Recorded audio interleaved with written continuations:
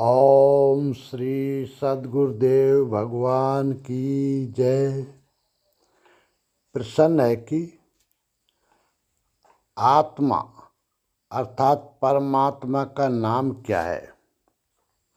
उत्तर, आत्मा अर्थात परमात्मा के नाम के विषय में भयंकर भ्रांति फैली हुई है। कोई परमात्म प्राप्त महापुरुष के शरीर के संबोधन नाम को ही परमात्मा का नाम समझता है, जैसे हनुमान, राधा, सीता, पार्वती, मीरा, रैदास, महावीर, कृष्ण, नानक इत्यादि। तो कोई परमात्मा की प्रशक्तियों को नाम समझता है, जैसे ब्रह्मा, विष्णु, शिव, हरि, दुर्गा, विश्वकर्मा, धर्मराज, नरसिंह, काल, यमराज इत्यादि। वास्तव में ये परमात्मा का नाम नहीं है। ये तो महापुरुषों के शरीरों का संबोधन अर्थात उनके कार्य करने की प्रशक्तियों अर्थात विभूतियों का नाम है। जैसे आपका हमारा जन्म हुआ तो माता पिता ने कुछ नाम रख दिया, शरीर छूटने पर वह नाम ही यहीं रह गया। दूसरी जगह जन्म हुआ तो वहाँ माता पिता ने फिर कुछ नाम रख दिया। ये तो शरीरों का संबोधन है। आत्मा अर्थात परमात्मा का नहीं। भगवान के कार्य करने की प्रशक्तियों का नाम ऐसे है।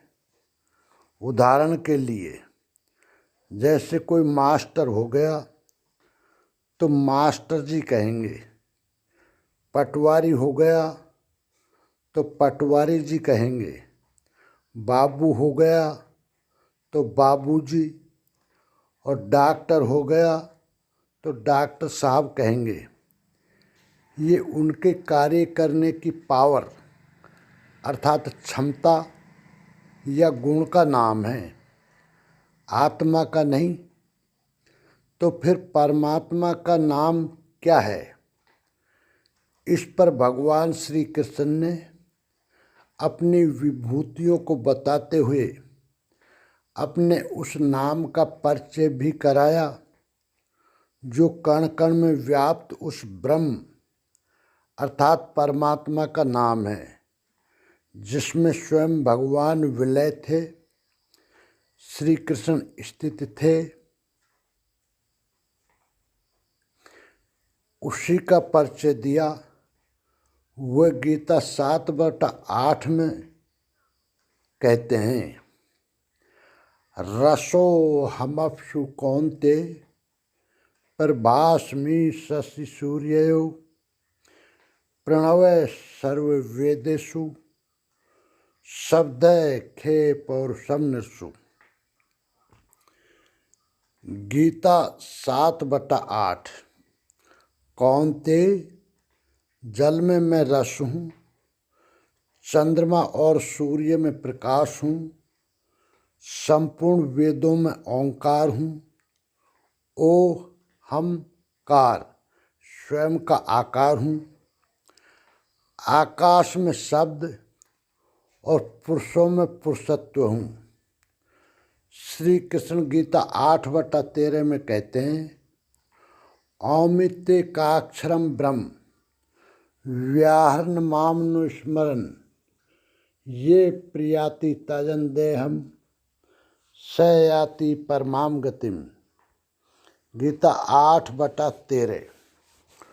जो पुरुष ओम इति, ओम इतना ही, जो अक्षय ब्रह्म का परिचायक है, उसका जप तथा मेरा स्मरण करता हुआ शरीर का त्याग कर जाता है, वह पुरुष परम गति को प्राप्त होता है। श्री कृष्ण एक योगेश्वर परम तत्व में स्थित महापुरुष सद्गुरु थे। योगेश्वर श्री कृष्ण ने बताया कि ओम अक्षय ब्रह्म का परिचायक है, तू उसका जप कर और ध्यान मेरा कर। परमात्म प्राप्ति के बाद हर महापुरुष का नाम वही होता है जिसमें वह स्थित है, जिसमें वह विलय है। इसलिए नाम ओम बताया और रूप अपना।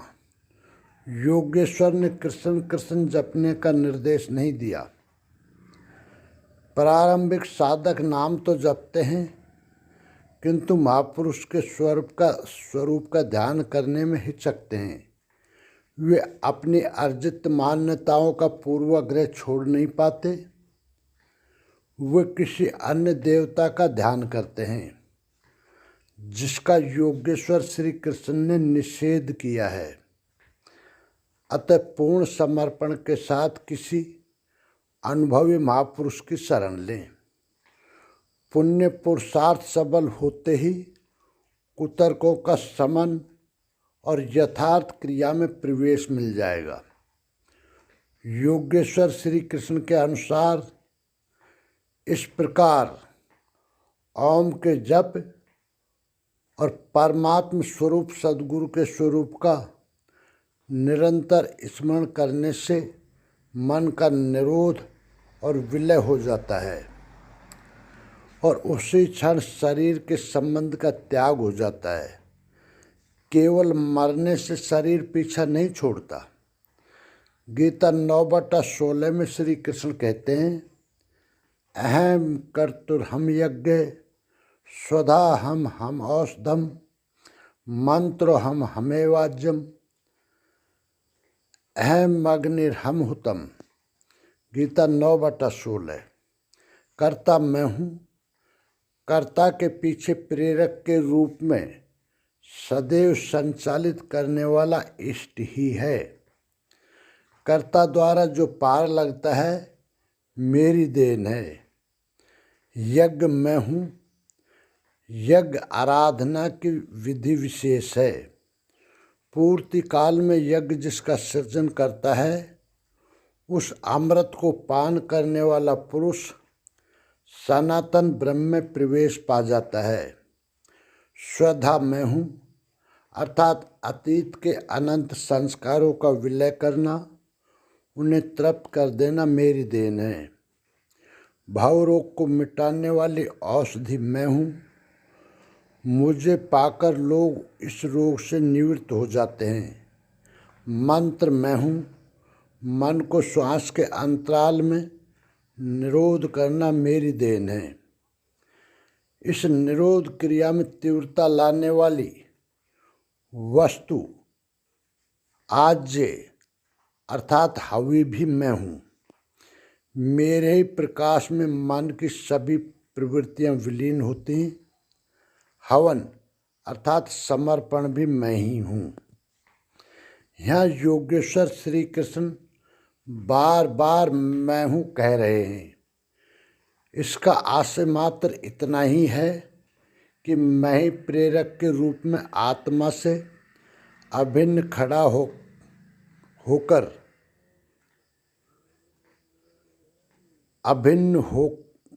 होकर खड़ा हो जाता हूँ तथा निरंतर निर्णय देते हुए योग क्रिया को पूर्ण कराता हूँ। इसी का नाम विज्ञान है।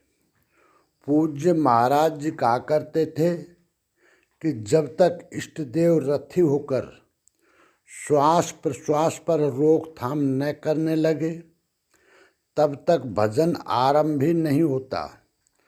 कोई लाख आँख मूंदे भजन करे, शरीर को तपा डाले, लेकिन जब तक जिस परमात्मा की हमें चाह है वह जिस सतह पर हम खड़े हैं उस स्तर पर उतरकर आत्मा से अभिन्न होकर जागृत नहीं हो जाता तब तक सही मात्रा में भजन का स्वरूप समझ में नहीं आता। इसलिए महाराज जी कहते थे, मेरे स्वरूप को पकड़ो, मैं सब दूंगा। श्री कृष्ण कहते हैं, सब मुझसे होता है। गीता 9:17 में श्री कृष्ण कहते हैं, पिता हमस्य जगतो माता धाता पितामह वेदम पवित्रम ओंकारे ऋक्षाम यजुरेव च। गीता 9:17। अर्जुन, मैं ही संपूर्ण जगत का धाता अर्थात धारण करने वाला, पिता अर्थात पालन करने वाला, माता अर्थात उत्पन्न करने वाला, पितामह अर्थात मूल उद्गम हूँ, जिसमें सभी प्रवेश पाते हैं, और पवित्र ओंकार अर्थात अहम आकार इति ओंकार, वो परमात्मा मेरे स्वरूप में है। सोहम तत्वमसि इत्यादि एक दूसरे के पर्याय हैं। ऐसा जानने योग स्वरूप मैं ही हूँ। ऋक् अर्थात संपूर्ण प्रार्थना, साम अर्थात समत्व दिलाने वाली प्रक्रिया, यजु अर्थात यजन की विधि विशेष भी मैं ही हूँ। योग अनुष्ठान के उक्त तीनों आवश्यक अंग मुझसे होते हैं। गीता 10:25 में श्री कृष्ण कहते हैं, महर्षि नाम भृगुरहम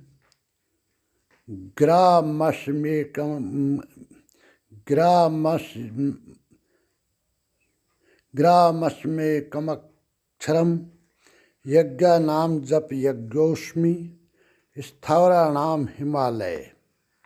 गीता 10:25। महर्षियों में मैं भृगु हूँ और वाणी में एक अक्षर ओमकार हूँ, जो उस ब्रह्म का परिचायक है। सब प्रकार के यज्ञों में मैं जप यज्ञ हूँ। यज्ञ परम में प्रवेश दिला देने वाली आराधना की विधि विशेष का चित्रण है। उसका सारांश है स्वरूप का स्मरण और नाम का जप। दो वाणियों से पार हो जाने पर नाम जप यज्ञ की श्रेणी में आता है। नाम जब यज्ञ की श्रेणी में आता है तो वाणी से नहीं जपा जाता, न चिंतन से, न कंठ से, बल्कि वह श्वास में जागृत हो जाता है। केवल सूरत को श्वास के पास लगाकर मन से अविरल चलना भर पड़ता है। यज्ञ की श्रेणी वाले नाम का उतार चढ़ाव श्वास पर निर्भर है। ये क्रियात्मक है। स्थिर रहने वालों में मैं हिमालय हूँ। शीतल, सम और अचल एकमात्र परमात्मा है। जब प्रलय हुआ तब मनु उसी शिखर में बंध गया। अचल, सम और शांत ब्रह्म का प्रलय नहीं होता, उस ब्रह्म की पकड़ में हूँ।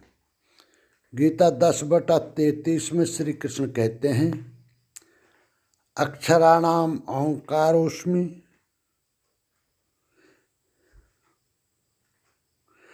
द्वंद्व समासिकस्य च अहमेवाक्षय कालो धाता हम विश्वतो मुखे। गीता 10:33। मैं अक्षरों में ओंकार तथा समासों में द्वंद्व नामक समास हूँ, अर्थात साधना की उन्नत अवस्था में मन सिमटते सिमटते केवल साधक और इष्ट आमने सामने रह जाते हैं। शेष कोई संकल्प नहीं रह जाता। स्वामी सेवक में संघर्ष है, किंतु द्वंद्व की वह अवस्था भगवान की देन है। अक्षय काल में हूँ। काल सदैव परिवर्तनशील है, किंतु वह समय जो अक्षय अजर अमर परमात्मा में प्रवेश दिलाता है वह अवस्था मैं हूँ। विराट स्वरूप अर्थात सर्वत्र व्याप्त, सबको धारण पोषण करने वाला भी मैं ही हूँ। गीता 17/23 में श्री कृष्ण कहते हैं, ओम तत्सदिति निर्देशो ब्राह्मणस्त्रिविधय स्मृते ब्राह्मणास्तेन वेदाश्च यज्ञाश्च विहिता पुरा। गीता 17/23। अर्जुन, ओम, तत् और सत्य ऐसा 3 प्रकार का नाम ब्रह्मण निर्देश स्मृत है। ब्रह्म का निर्देश करता है, स्मृति दिलाता है, संकेत करता है और ब्रह्म का परिचायक है। उसी से पूरा पूर्व में अर्थात आरंभ में ब्राह्मण, वेद और यज्ञ आदि रचे गए हैं। अर्थात ब्राह्मण, यज्ञ और वेद ओम से पैदा होते हैं। ये योगजन्य हैं। ओम के सतत चिंतन से ही इनकी उत्पत्ति है और कोई तरीका नहीं है। गीता 17/24 में श्री कृष्ण कहते हैं, तस्मादुमित्ते युदाहृते यज्ञ दान तपय क्रिया प्रवर्तन्ते विधानोक्ता सततम ब्रह्मावादिनाम। गीता 17/24। इसलिए ब्रह्म का कथन करने वाले पुरुषों की शास्त्र विधि से नियत की हुई यज्ञ, दान और तप क्रियाएं निरंतर ओम इस नाम का उच्चारण करके ही की जाती है, जिससे उस ब्रह्म का स्मरण हो जाए। अब गीता 17/25 में तत् शब्द का प्रयोग श्री कृष्ण बताते हैं, तदित्ते नभिसंध्याय फलम यज्ञ तपय क्रिया दान क्रियाश्च विविधा क्रियन्ते मोक्षकांक्ष भी। गीता 17/25। तत् अर्थात वह परमात्मा ही सर्वत्र है। इस भाव से फल को न चाकर शास्त्र द्वारा निर्दिष्ट नाना प्रकार की यज्ञ, तप और दान की क्रियाएं परम कल्याण की इच्छा करने वाले पुरुषों द्वारा की जाती हैं। तत् शब्द परमात्मा के प्रति समर्पण सूचक है। अर्थात जब तो ओम का करें तथा यज्ञ, दान और तप की क्रियाएं उस पर निर्भर होकर करें। अब सत्य के प्रयोग का स्थल श्री कृष्ण गीता 17/26 में बताते हैं, सद्भावे साधु भावे च सदिते तत्प्रयुज्यते प्रशस्ते कर्मणि तथा स्वशब्द पार्थ युज्यते। गीता 17/26। और सत्य योगेश्वर ने बताया कि सत्य है क्या। गीता के आरंभ में ही अर्जुन ने प्रश्न खड़ा किया कि कुल धर्म ही शाश्वत है, सत्य है। तो श्री कृष्ण ने कहा, अर्जुन तुझे ये अज्ञान कहाँ से उत्पन्न हुआ। सत्य वस्तु का तीनों कालों में कभी अभाव नहीं होता, उसे मिटाया नहीं जा सकता। और असत्य वस्तु का तीनों कालों में अस्तित्व नहीं है, उससे रोका नहीं जा सकता। वस्तुतः वह कौन सी वस्तु है जिसका तीनों कालों में अभाव नहीं है, और वह असत वस्तु है क्या जिसका अस्तित्व नहीं है? तो बताया ये आत्मा ही सत्य है और भूतादिकों के समस्त शरीर नाशवान हैं। आत्मा सनातन है, अव्यक्त है, शाश्वत और अमृत स्वरूप है।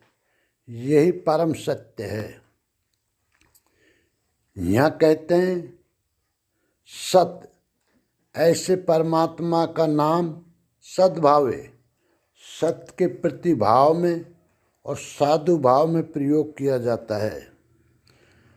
और हे पार्थ, जब नियत कर्म सांगोपांग भली प्रकार होने लगे तब सत शब्द का प्रयोग किया जाता है। सत का अर्थ ये नहीं है कि ये वस्तुएं हमारी हैं। जब शरीर हमारा नहीं है तो इसके उपभोग में आने वाली वस्तुएं हमारी कब हैं? ये सत्य नहीं है। सत्य का प्रयोग केवल एक दिशा में किया जाता है, सद्भाव में।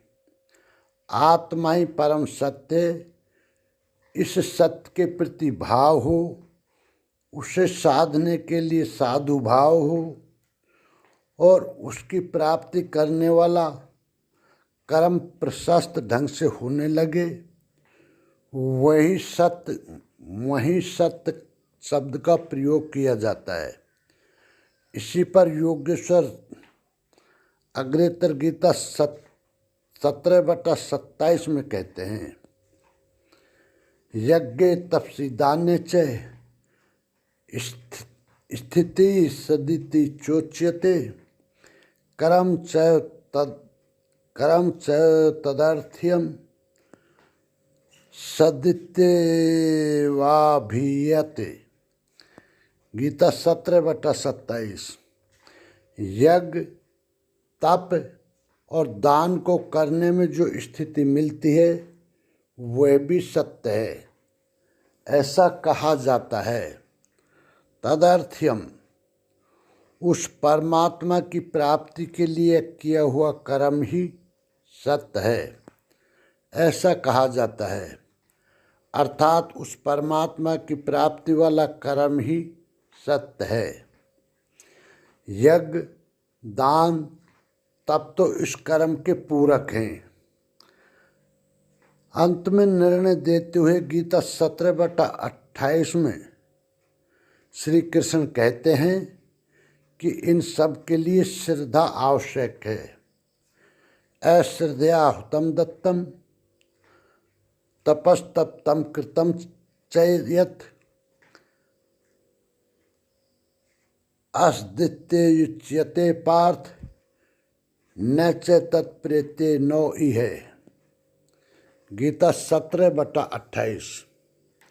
हे पार्थ, बिना श्रद्धा के किया हुआ हवन, दिया हुआ दान, तपा हुआ तप और जो कुछ भी किया हुआ कर्म है वह सब असत्य है, ऐसा कहा जाता है। वह न तो इस लोक में और न परलोक में ही लाभदायक है।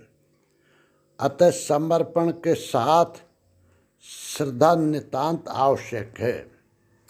निष्कर्ष, भगवान श्री कृष्ण परमात्म स्थित महापुरुष थे। उन्होंने अर्जुन को अपनी विभूतियों अर्थात प्रशक्तियों का परिचय दिया तो अपनी स्थिति अर्थात जिसमें वो स्थित हैं के नाम का परिचय भी दिया, जिसमें वो गीता 7/8 में कहते हैं कि वेदों में ओंकार अर्थात ओम मैं हूँ। गीता 8/13 में श्री कृष्ण कहते हैं, अर्जुन, ओम अक्षय ब्रह्म का परिचायक है, उसका जप कर और ध्यान मेरा कर। गीता 9/16 में श्री कृष्ण कहते हैं मंत्र मैं हूँ। गीता 9/17 में श्री कृष्ण कहते हैं ओंकार अर्थात ओम मैं हूँ।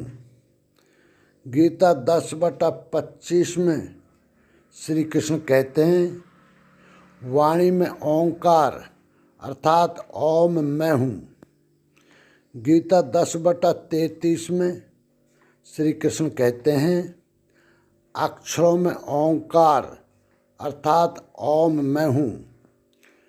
गीता 17/23 में श्री कृष्ण कहते हैं ओम तत् और सत्य ब्रह्म का परिचय कराते हैं और ओम से ही यज्ञ वेद तथा ब्राह्मण उत्पन्न होते हैं अर्थात ओम के जप से ही संयम सद जाने पर संस्कारों व विकारों का हवन होता है।